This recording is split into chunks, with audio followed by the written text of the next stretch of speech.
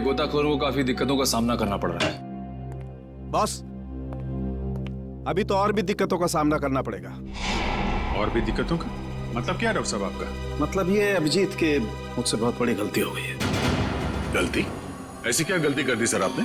दया, अगर प्रद्युमन ये वादा करे कि वो मुझसे नाराज नहीं होगा तो मैं बता सकता हूँ। नहीं नहीं, अरे मैं नाराज क्यों हूँगा?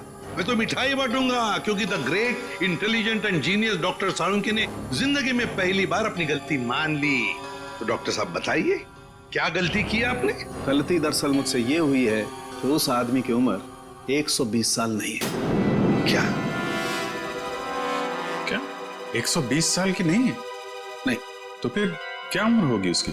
लगभग 50 साल। क्या साळुंखे, तूने 50 साल के आदमी को 120 साल का बना दिया? इतनी बड़ी गलती की तूने?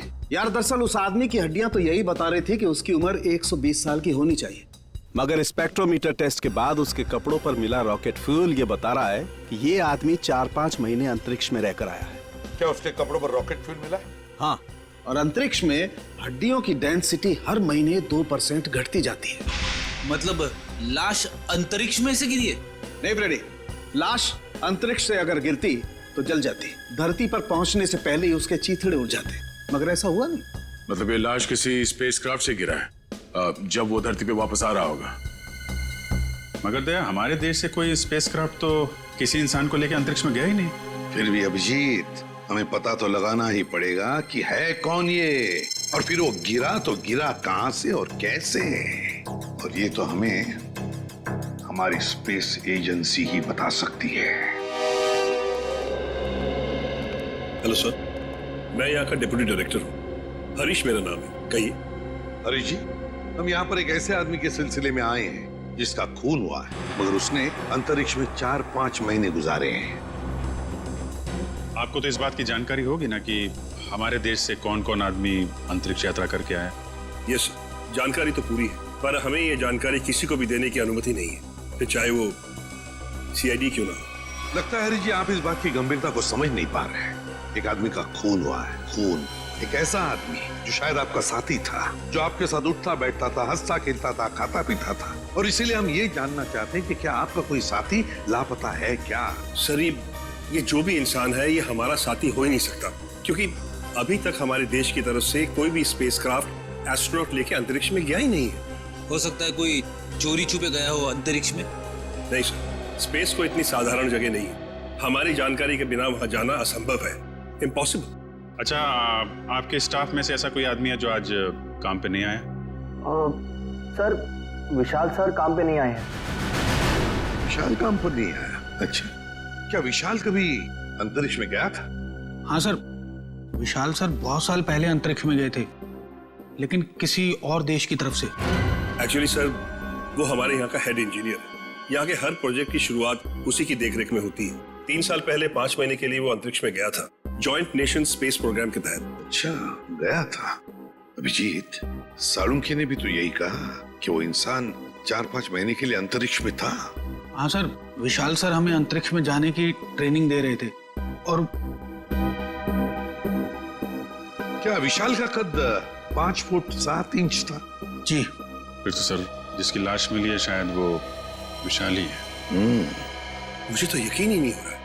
नहीं हरीश जी, देखिए, जब तक डीएनए मैच नहीं होता हम यकीन से नहीं कह सकते कि वो लाश विशाल की ही है, लेकिन हमें विशाल के सारे मेडिकल डिटेल्स चाहिए और विशाल के घर का पता भी। जी।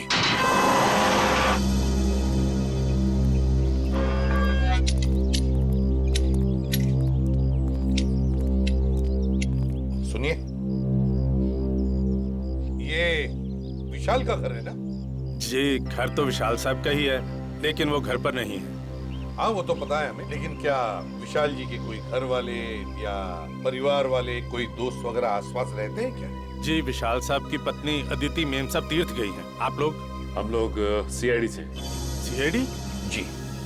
कहिए, क्या बात है? आप कौन है? आपका नाम क्या है? जी, मेरा नाम बिरजू है। अच्छा, देखो बिरजू, हमें एक लाश मिली है। लाश? और हमें शक है कि वो लाश विशाल जी की है। ये कैसे हो सकता है? विशाल साहब नहीं मर सकते। देखिए, आप संभालिए अपने आप को। फिलहाल हमें सिर्फ शक है कि ये लाश विशाल जी की है। हो सकता है कि ये लाश किसी और की हो।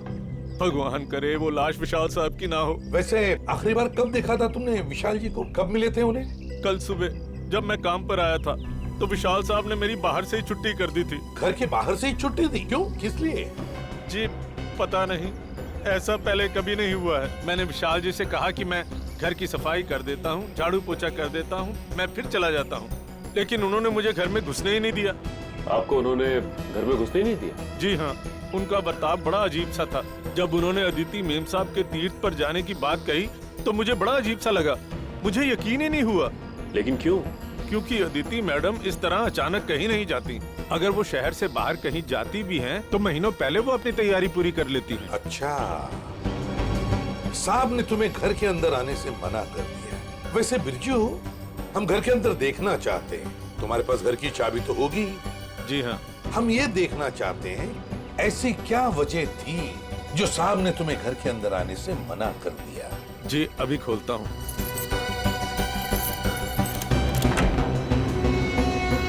आइए साहब।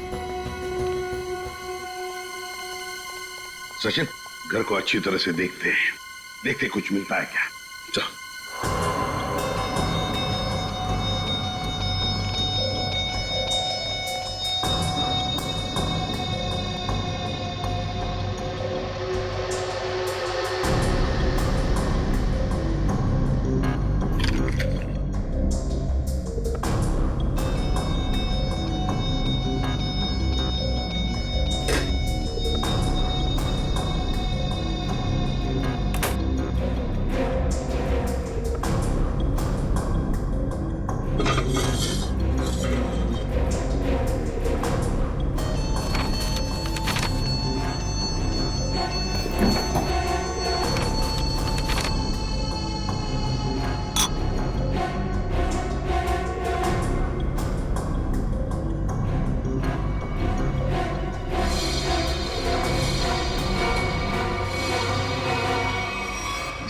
कागज के टुकड़े पर कुछ हल्का हल्का सा लिखा हुआ है।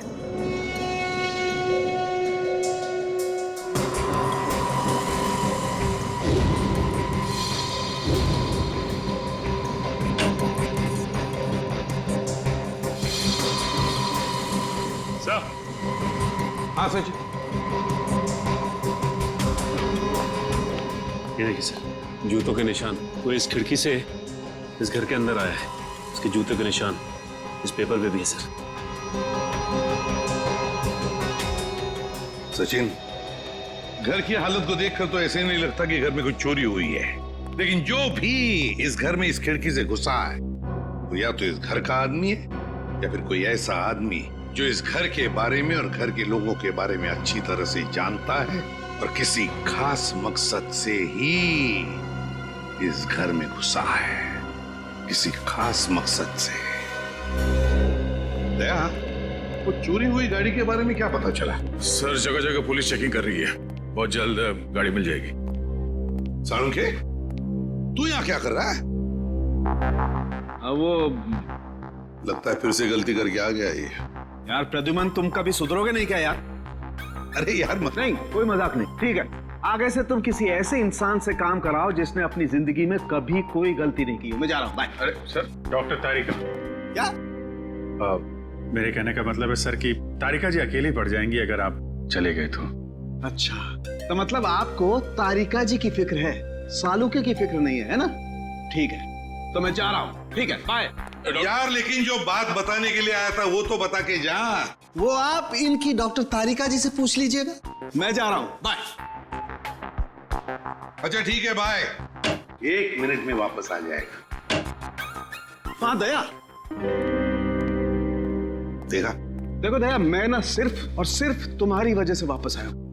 हाँ हाँ, क्योंकि मैं जानता हूं एक सिर्फ तुम हो जो मुझे अच्छी तरह से समझते हो, बाकी ये लोग तो मेरी नौकरी छीनने पर लगे हुए हैं। सर वो मैं नहीं, कुछ कहने की जरूरत नहीं दया, मैं तुम्हें बहुत अच्छी तरह से समझता हूँ। वैसे समझता मैं इन लोगों को भी बहुत अच्छी तरह से हूँ। तो ऐसे दया, जो बात तुझे बताने के लिए आया था जरा पूछ ले, क्या बात है? सर देखो दया, जो लाश आप लोगों को मिली थी ना, उसका डीएनए मैच हो गया है और वो लाश विशाल की है। क्या? विशाल की है? मतलब हमारा शक सही निकला। बिल्कुल। और जो जूतों के निशान आपको विशाल के घर से मिले थे वो किसी ऐसे आदमी के हैं जो एक पांव से लंगड़ा के चलता है। ये कैसे पता चला सालुंके सर? देखो, जब कोई इंसान लंगड़ा के चलता है तो उसका एक पैर पर वजन ज्यादा होता है और दूसरे पैर पर वजन कम होता है, और इसीलिए दोनों पैरों का अलग अलग निशान पड़ता है। वाह सालुंके साहब वाह, बड़ा तगड़ा ऑब्जर्वेशन है आपका। Thank you. समझ था क्या है? वैसे सालुंके यार, वो कागज के टुकड़े जो मिले थे विशाल के घर से, उन पर कुछ लिखा हुआ था, वो क्या है?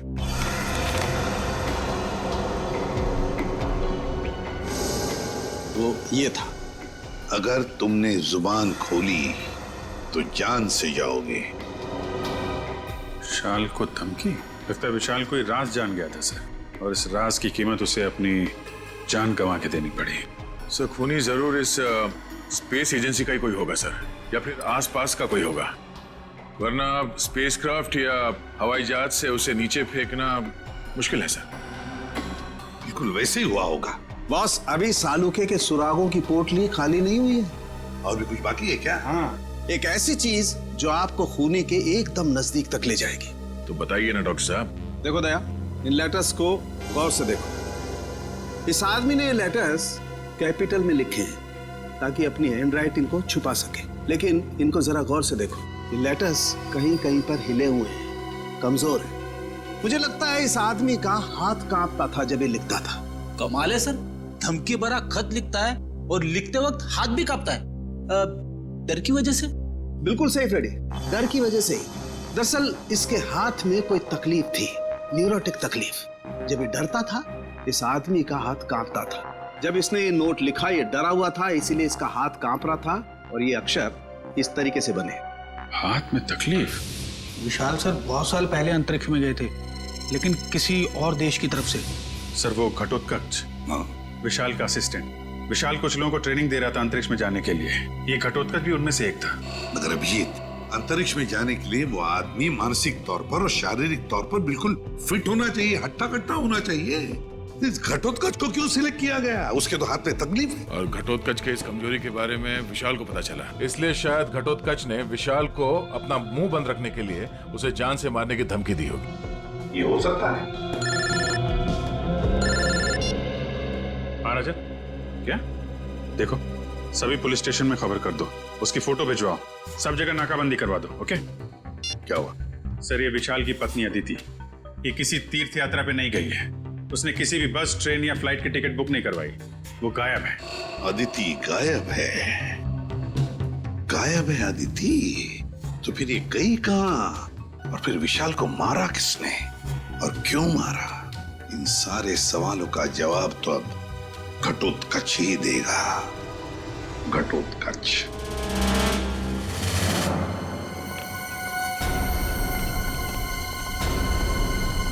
शरीरा घटोत्कच का सर।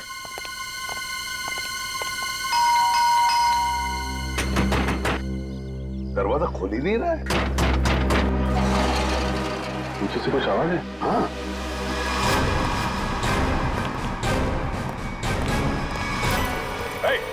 पकड़ो उसे।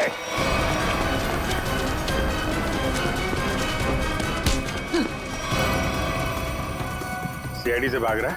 कहाँ भाग रहा है? मुझे छोड़ दीजिए सर, मैंने कुछ नहीं किया सर। कुछ नहीं किया तो भाग क्यों रहा था? हैं? मैं जानता था सर कि आप लोग मुझ पे शक करेंगे। आप लोग मुझ पे शक करेंगे? शक नहीं करेंगे तो क्या पूजा करेंगे? हाँ? तुमने विशाल को चिट्ठी भेजी थी ना, धमकी भरी। अगर तुमने अपना मुंह खोला तो जान से जाओगे। भेजी थी या नहीं? बोल। हाँ सर, वो खत मैंने लिखा था सर, लेकिन वो मेरी भूल थी जो मैंने गुस्से में की थी सर। मैंने विशाल सर को नहीं मारा सर। ऐसी कहानी हम लोग बहुत सुन चुके हैं, समझे? मैं सच कह रहा हूँ सर, मैं तो 3 दिन पहले विशाल जी के घर पे गया था उनसे माफी मांगने के लिए। तुम यहाँ पर क्यों आए हो? देखिए विशाल जी, मैं आपसे अपनी उस चिट्ठी के लिए माफी मांगने के लिए आया। उस वक्त मैं शराब के नशे में था और शराब के नशे में ही अक्सर सच्ची बात जुबान पर आ ही जाती है। देखिए आप ऐसा मत कहिए, आप न सिर्फ मेरे दोस्त हैं बल्कि मेरे मार्गदर्शक भी हैं। अगर आपने मुझे माफ ना किया तो मैं अपनी नजरों में गिर जाऊंगा। ठीक है, मैंने तुम्हें माफ किया। देखिए आप कुछ परेशान नजर आ रहे हैं। परेशान? नहीं, मुझे काहे की परेशानी है?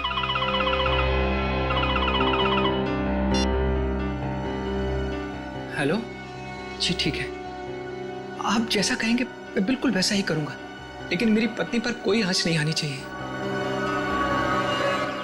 आदिति किडनैप हो गई और फिर किडनैपर आदिति को कोई नुकसान ना पहुंचाए, इसलिए विशाल ने ऐसी कहानी बनाई कि आदिति तीर्थ यात्रा पर चली गई। दया का फोन आ गया। अच्छा, चोरी की गई गाड़ी का पता चल गया। एक्सीलेंट।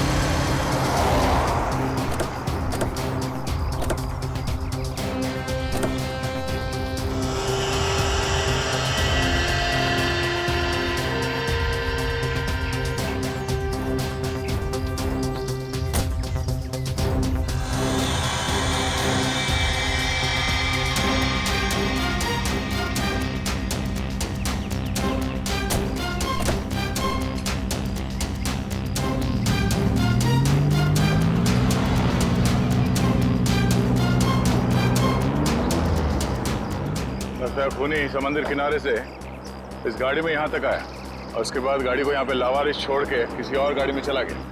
लेकिन सर गाड़ी में तो कुछ भी नहीं मिला।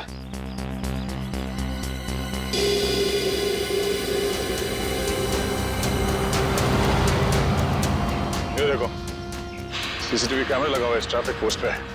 जरूर उस खूनी का चेहरा इस कैमरे कैद हो गया होगा। एक लिए काम करो, आरटीओ को कांटेक्ट करो और इस कैमरे की फुटेज ले लो। सर हेलो, क्या आदिति मिल गई? कौन सा हॉस्पिटल में? हेलो सर, मैं इंस्पेक्टर प्रशांत। हाँ, मैंने ही आपको फोन किया। अच्छा, आदिति की तबीयत कैसी है? सर, उन्हें गोली लगी थी। गोली लगी थी? जी हाँ, उनका ऑपरेशन हुआ है, अब वो खतरे से बाहर है। लेकिन ये आदिति मिली कहाँ तुम लोगों को? सर, हम लोग पेट्रोल पे थे। Hello control room. Yes sir, यहाँ सब कुछ ठीक है सर। ओवर।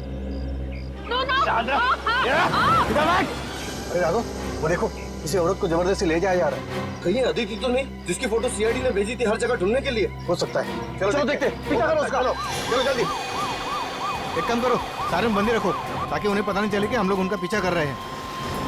बोल रहे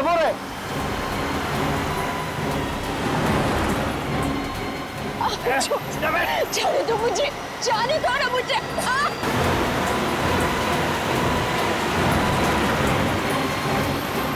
कैसे भी पकड़ना है उन लोगों को। पीछा करो जल्दी। वो देखो, टेप ले लो।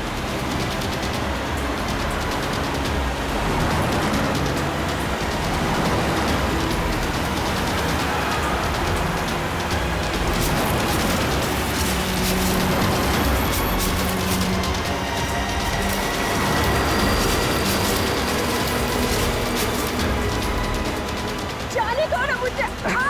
जाने देंगे? जाने से पहले तोहफा तो लेके जाओ। ऐसा तोहफा दिखाता हूँ मैं तोहफा।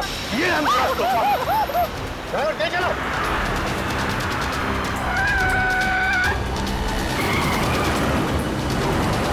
और तेज ड्राइवर।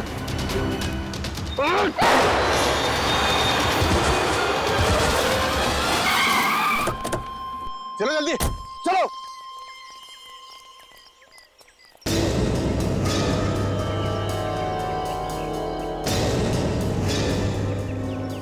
नो, ये तो आदिति ही है। इसे तो गोली लगी है। चलो जल्दी से हॉस्पिटल लेके चलते हैं। चलो चलो। उस कार को हमने रोकने की बहुत कोशिश की सर, मगर हमारा ज्यादा ध्यान अदिति जी की तरफ था, इसलिए वो लोग हमारे हाथ से निकल गए। तुम लोगों ने बिल्कुल सही किया। गाड़ी का नंबर तो नोट किया होगा? नहीं सर, उस गाड़ी की नंबर प्लेट पे मिट्टी लगी हुई थी सर, इसलिए हम लोग आधा ही नंबर देख पाए। Good job. Thank you. हम लोग आदिति से मिलते हैं। जी सर।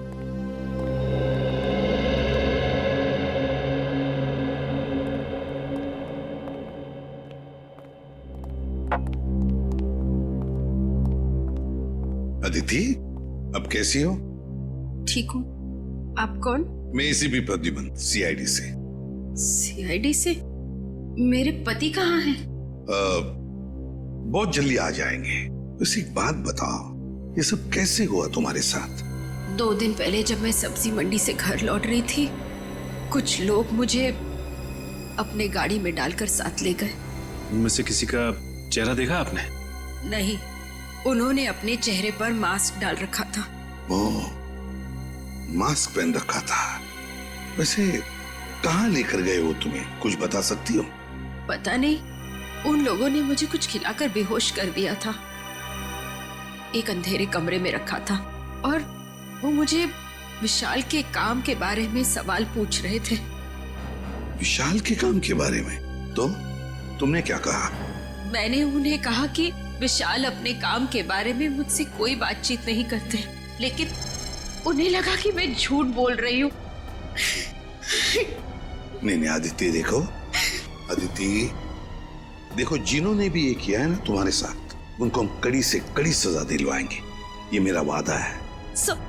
आप उन्हें मत छोड़िएगा। नहीं, वो लोग देशद्रोही है। कुछ देर बाद उनका बॉस भी उसी कमरे में आया और उसने मुझसे कहा कि विशाल मुझसे ज्यादा अपने देश से प्यार करते हैं। मैंने उन्हें जवाब दिया कि मुझे गर्व है कि विशाल पहले एक अच्छे नागरिक है और फिर एक अच्छे पति। बिल्कुल सही कहा तुमने, बिल्कुल सही कहा। और सच कहूं, हमें भी तुम पर गर्व है, क्योंकि तुमने ये सब किया ना इसकी वजह से। अच्छा बताओ, क्या तुमने उस आदमी का चेहरा देखा? नहीं सर, उसने भी अपने चेहरे पे मास्क डाल रखा था, लेकिन हाँ, गुस्से में आकर मैंने उस पर झपटकर हमला किया था। अच्छा? उसकी गर्दन पर खरोच आ गई थी। उस आदमी के गर्दन पर खरोच आई थी? तो फिर सचिन, जरूर आदिति की नाखून में उस आदमी की चमड़ी के अंश होंगे, उस आदमी के चमड़ी के अंश होंगे। हाँ निखिल, ट्रैफिक सिग्नल का फुटेज रेडी है? हाँ सर, रेडी है। चलो देखते हैं।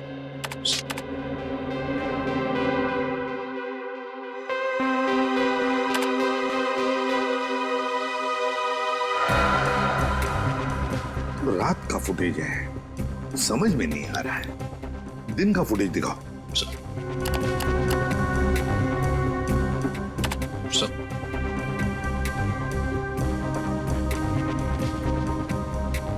कोई आदमी गाड़ी की तरफ चलते हुए आ रहा है। निखिल, पॉज करो, रिवाइंड करो और फिर से प्ले करो।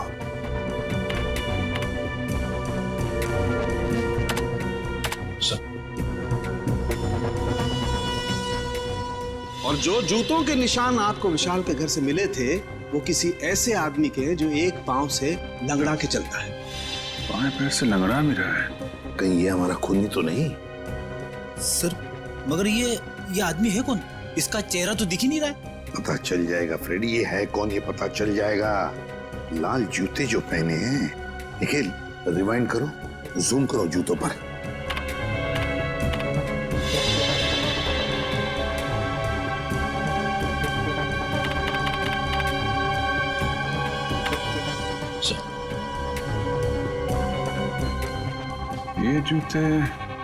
ये जूते मैंने कहीं देखे हैं सर। देखे? कहां पर? किसके पैरों में? सर, आज विशाल सर नहीं आए हैं। समीर, विशाल का असिस्टेंट सर, और वो लंगड़ा के भी चल रहा था। विशाल का असिस्टेंट समीर। अरे, दरवाजा तो खुला ही है। हाँ, कौन खून? चुप करना रहना। लगता है किसी को घसीट के ले जाया गया है यहां से उस तरफ।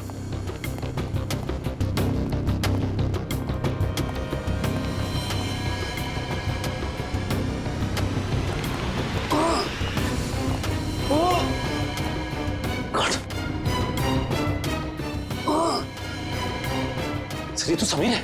समीर? जल्दी से एम्बुलेंस बुलाओ। समीर, घबराओ मत। देखो, हम लोग सीआईडी से।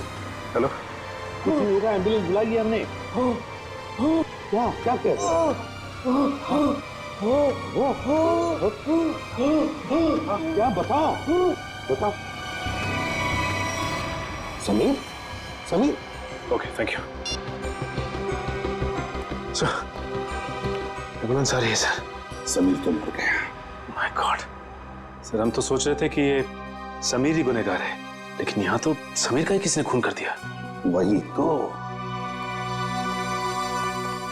इस शतरंज के खेल का असली खिलाड़ी तो कोई और ही है, कोई और ही है। समीर के घर में से जो डॉक्यूमेंट्स मिले उससे पता चलता है कि समीर विशाल के लिए काम करता था, जासूस था वो विशाल का। दुनिया के सामने समीर विशाल का असिस्टेंट और असली काम जासूसी।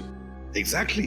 पर जब विशाल को पता चला कि स्पेस एजेंसी में कोई गद्दार है जो वहां की खुफिया इंफॉर्मेशन बाहर भेज रहा है, तो बस उसका पर्दाफाश करने के लिए उसने समीर को रख लिया काम पर, जासूस बनाकर। और इसीलिए समीर ने भी हमें कुछ नहीं बताया, क्योंकि विशाल ने उसे ऐसा करने से मना कर दिया था। हाँ, तब दया जब विशाल का खून हुआ तब शायद समीर तहकीकात करने के लिए विशाल के घर गया। और जैसे ही खूनी को लगा कि समीर उस तक पहुंचने वाला है, उसने समीर का भी खून कर दिया।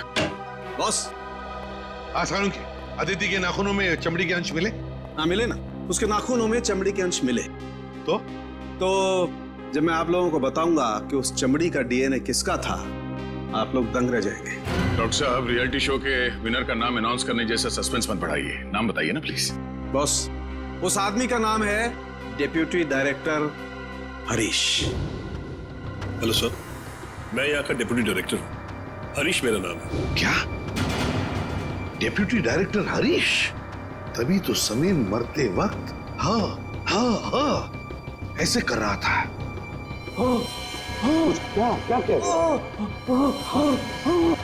समीर कहना चाहता था हरीश, वो हरीश का नाम लेना चाहता था।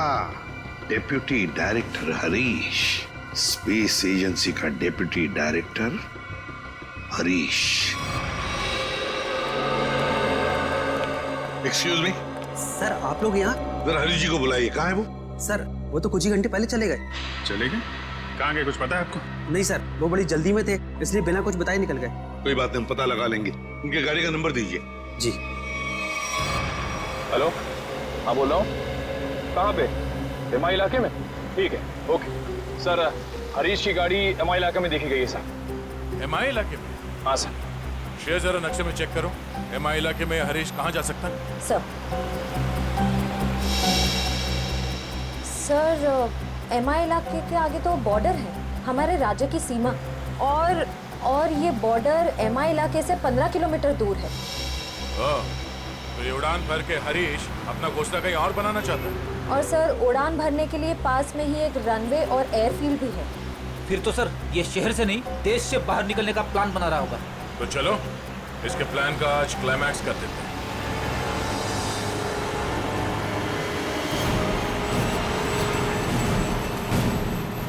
सर, वो देखिए, हरीश की गाड़ी है।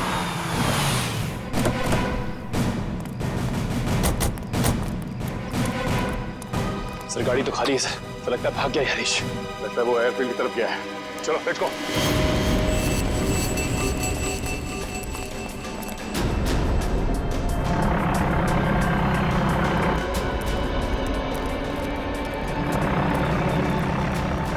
सर, उसका प्लेन तो टेक ऑफ करने वाला है। सर, अगर ये विदेश चला गया तो इसे पकड़ना और भी मुश्किल हो जाएगा। कहीं नहीं पहुंचेगा ये। Oh no.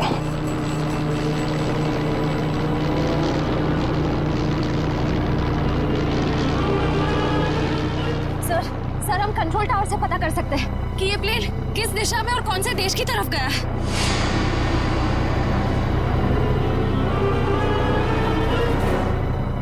पता तो कर सकते हैं श्रेया, मगर क्या सर? पता नहीं क्यों मुझे ऐसा लग रहा है कि हम अब भी असली खूनी तक नहीं पहुंचे हैं। सर, इस हरीश तक पहुंचते पहुंचते रह गए सर। नहीं निखिल, असली खूनी ये हरीश नहीं है। हरीश नहीं है? तो फिर कौन है सर? अब मेरी समझ में आ रहा है कि सब किसका किया धरा है। चलो। तुम लोगों को अपने बुरे कर्मों की सजा जरूर मिलेगी। सारा गुनाह तुम लोगों ने किया और इल्जाम मेरे मत्थे मर दिया। बात तो तेरी ठीक है, मगर सीआईडी कभी पता नहीं कर पाएगी कि असली मुजरिम कौन है, क्योंकि हमने तुम्हारे बैंक अकाउंट में पूरे 15 करोड़ रुपए डलवाए। 15 करोड़ रुपए? हाँ, 15 करोड़ रुपए, जिससे उनको लगेगा कि तुमने अपने जमीर का सौदा कर दिया है 15 करोड़ रुपयों के लिए, और अब देशद्रोही बन गए। शर्म आनी चाहिए तुम लोगों को। शर्म तो हमें आने से रही। अब तू एक अच्छे बच्चे की तरह उस नए मिशन की पूरी जानकारी हमें दे दे। चल। नहीं, कभी नहीं। मैं रुपयों के लिए अपने देश को कभी नहीं बेचूंगा, कभी नहीं।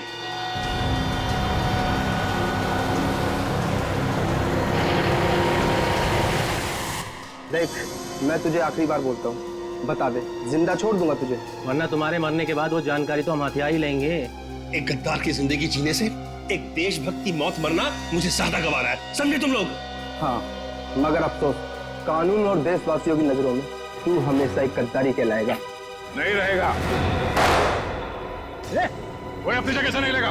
क्या नीचे हाथ खोलो, उठ। बस।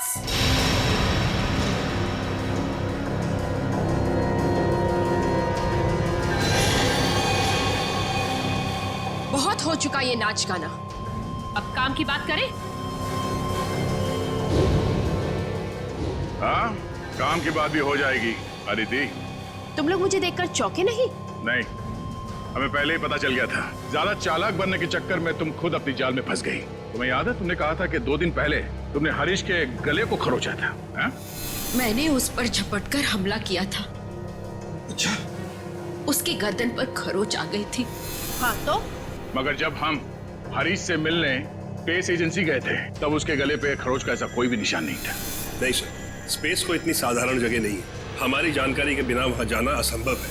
और हमसे मिलने के बाद हरीश के गले पे खरोच का निशान बनाया गया ताकि तुम हमें गुमराह कर सको। सर इन लोगों को बिल्कुल मत छोड़ना।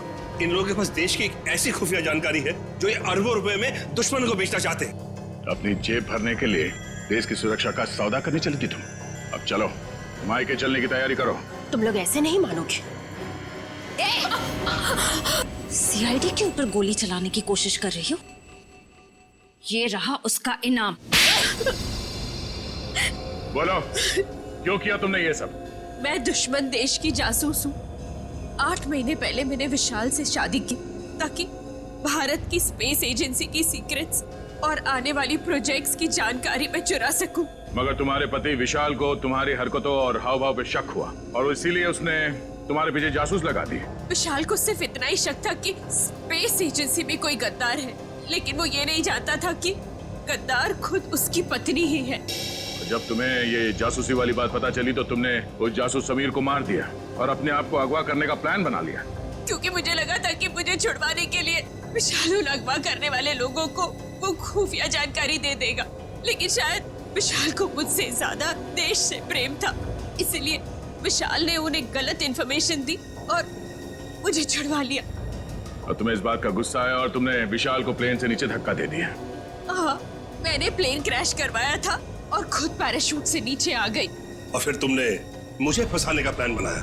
क्योंकि मैं चाहती थी कि विशाल के खून का और इस सारी गद्दारी का इल्जाम तुम्हारे सर पर आ जाए।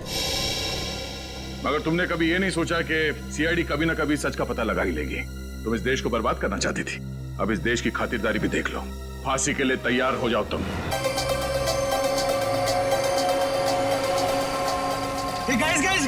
गाइस, हम लोग कितना खुशनसीब है कि अब से कुछ ही देर में हम लोग वीडियो शावर देखेंगे, और वो भी एकदम लाइव। ऐसा पहली बार हो रहा है गाइस, लाइफ में ऐसा नजारा दोबारा देखने को नहीं मिलेगा। ये देखो, अमेरिका में भी शुरू हो गया मीडिया शावर। अरे अब इंग्लैंड के आसमान में भी दिखाई दे रहा है। अगला नंबर हमारे देश इंडिया का है दोस्तों। तैयार हो जाओ आसमान में प्रकृति की आतिशबाजी देखने के लिए। वो देखो, शुरू हो गया।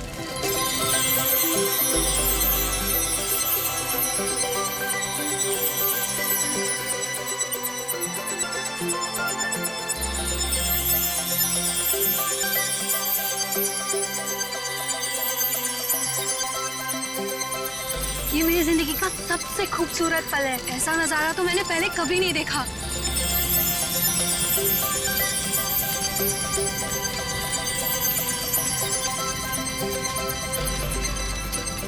हे गाइस, वो देखो, आसमान से शायद कुछ गिर रहा है। ये कहीं किसी मीटियोर का हिस्सा तो नहीं है? वो देखो, वहां गिरा, चलो देखते हैं।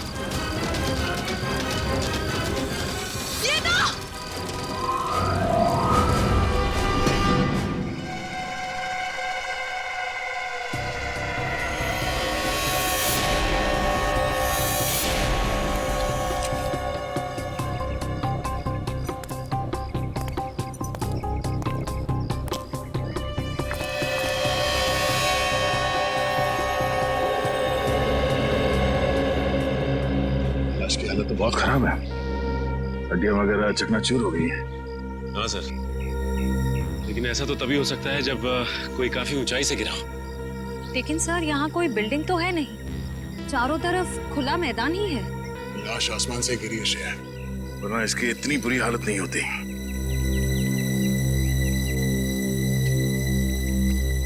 कब हुआ ये, कितने बजे? यही कोई रात 3:15 बजे। हम लोग रात को मीटियोर शावर देख रहे थे, तभी अचानक आकर के कुछ गिरा। और हमें लगा मीटियोर शावर का ही कुछ हिस्सा होगा, लेकिन जब पास जाके देखा तो लाश थी। सर जब लाश ऊपर से गिर रही थी तब ये जल भी नहीं रही थी। अच्छा, ये केस कुछ ज्यादा ही पेचीदा लगता है। देखते हैं डॉक्टर सालों के क्या कहते हैं इस लाश को देख के। चलो।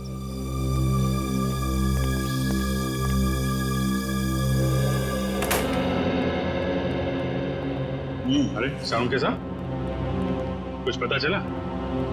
हाँ, फिलहाल तो इस आदमी की उम्र पता चली है, और वो भी डॉक्टर तारिका ने ही पता किया होगा।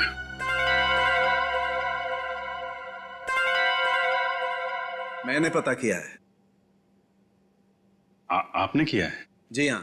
कोई शक है आपको? नहीं, शक की क्या बात है, आपने पता किया होगा तो ठीक ही किया होगा। वैसे क्या क्या पता क्या किया आपने? पता ये किया कि इस आदमी की उम्र 120 साल है। क्या 120 साल का बुजुर्ग आदमी इतनी ऊंचाई से गिर के मर गया? क्यों, कहीं लिखा हुआ है कि 120 साल का आदमी ऊंचाई से नहीं गिर सकता? आप लोगों से कुछ गलती तो नहीं हो गई? आप एक काम कीजिए, तारिका जी से कंफर्म कर लीजिए। बताओ भाई ने। हाँ अभिजीत, इनके एक्सरे स्कैन्स देख लो। देखो, ये देखिए, इनकी हड्डियां काफी कमजोर हो चुकी थी, जैसे कि उम्र के साथ साथ होता है। और टिश्यूज को हुए नुकसान को देखकर हमने अंदाजा लगाया कि इनकी उम्र तकरीबन 120 साल के आसपास रही होगी। अच्छा, वैसे कितनी ऊंचाई से गिरे होंगे ये? फिलहाल ये बता पाना मुश्किल है। सर हो सकता है इस आदमी को किसी हवाई जहाज से फेंका गया। सर वो केस याद है ना आपको, जब एक लाश को हेलीकॉप्टर से फेंका गया था?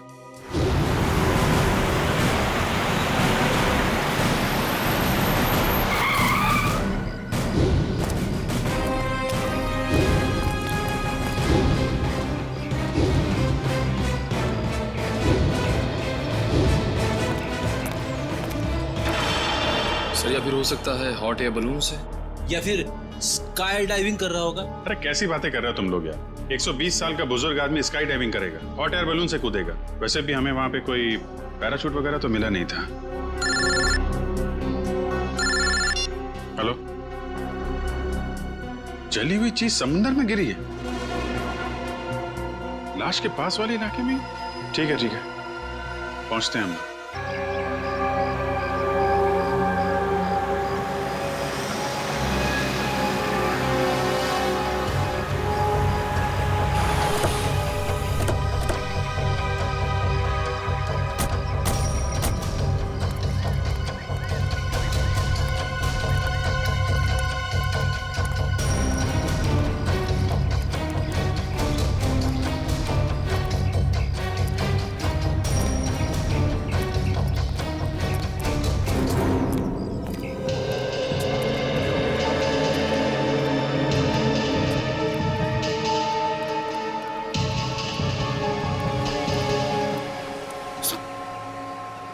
कुछ पता चला क्या गिरा था समुद्र में? नहीं सर, समुद्र में क्या गिरा अब तक कुछ पता नहीं चला।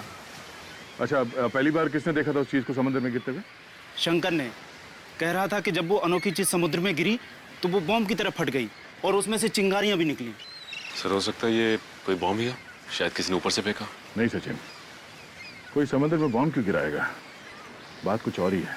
हो ना हो इसका उस लाश के साथ जरूर कुछ संबंध है। ये शंकर कहाँ? सर वो रहा सर।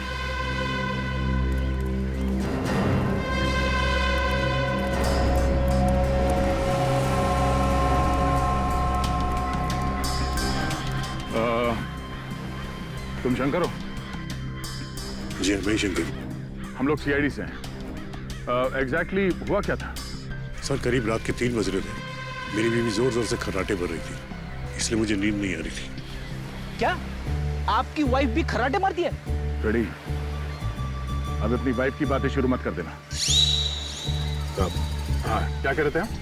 नींद ना आ पाने की वजह से मैं कुछ देर बाहर टहलने निकल आया, तभी अचानक मैंने देखा कोई बड़ी सी चीज जोर से छपाक करके समुद्र में गिरी। एक बहुत तेज रोशनी हुई, जैसे किसी ने आग का गोला दरिया में फेंक दिया।